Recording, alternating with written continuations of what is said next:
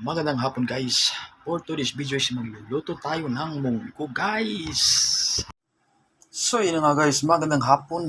Ayun po, magluluto tayo ng munggo. Ito po yung ating sahog na karne guys. Yan. Tayo nga konting gulay para sa ating munggo. Na rin tayong sibuyas, bawang. Igigisa muna natin ang ating sahog mamaya guys. Ating munggo ay kasalukuyang ating pinapakuluan guys. Ayan po. Ngayon guys ay magkikisa tayo ng ating sahog sa munggo guys. Dali na guys, gigisahin natin ang ating karne guys. Ayan. Po ay isasahog natin sa ating munggo guys. Ayan, habang pinapakuluan natin ang ating munggo. Gigisahin ang ating sahog guys. Lalagyan natin ng pamintang durog. Mag-additional tayo ng sibuyas guys. Titimplahan natin dito yung ginisan natin para mamaya ilunod na lang natin sa munggo. Direct na natin yan. Lalagyan natin yung magic guys. Magic. Ganyan tayo mag-magic pag nagluto para mas masarap. Po, may pichay din po tayo. Ayun po, napaka-fresh po ng ating pichay guys. Panghalo rin tayo sa munggo. Ayun. Kaputi. So ngayon guys, ang ating munggo ay paluto na guys. Ayan po, ita-transfer natin dito guys sa ating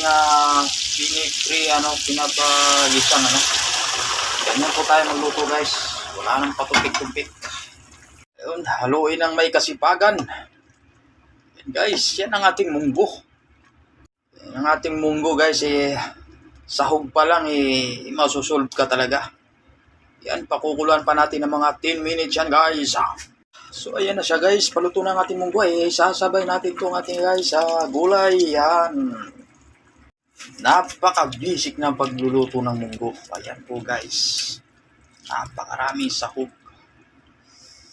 Lalagyan natin ng kunting asin guys. Yan. Medyo matabang. So ayun guys, lalagyan natin ng konting pangpalapot guys ang ating munggo. Hindi po yan gata. Yan po ay cornstarch po guys. So ayun na guys, update sa ating munggo. Ayan po, luto na ating munggo. Lalagyan natin yung ating kabuti. Ayan guys. Dinagdagan ko na rin ng konting tubig yan. Ayan po. Haluin lang ng kaunti. Napaka-delicious po ng ating pagluluto ng munggo guys. Dahil po ay napakaraming gulay ang ating nilalagay. Yun guys, ang huli po nating ilalagay ay ang ating pichay. Ayan po guys.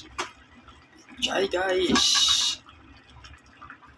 Yan, dahil totally luto na po ang ating munggo. Ayan po. Panghuli nating ilagay ang ating pichay para hindi po siya malanta guys. So ayun na nga guys, ang ating munggo ay luto na po. Atin po siyang titikman. Ayan po.